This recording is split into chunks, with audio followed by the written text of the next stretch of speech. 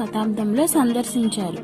గురుద్వారాలో ఆశ్చర్యం కలిగించే విషయం, ఇక్కడున్న మామిడి చెట్టు సాధారణంగా మామిడి ఎండాకాలంలో కాస్తుంది. కానీ ఇక్కడున్న మామిడి చెట్టు సంవత్సరంలో అన్ని రోజులు సీజన్తో సంబంధం లేకుండా కాస్తుంది. పూరి జగన్నాథ ఆలయంలో నీడ ఏ సమయంలో కనిపించదు. అంతేనా, పూరికి సమీపంలో బంగాళాఖాత సముద్రం ఉందని తెలుసు కదా. ఆ సముద్ర ఘోష శబ్దం కూడా ఇక్కడ వినిపించదట. ఆలయ సింహద్వారం అంటే ప్రధాన ద్వారం ప్రవేశం వరకు సముద్ర ఘోష వినిపిస్తుంది.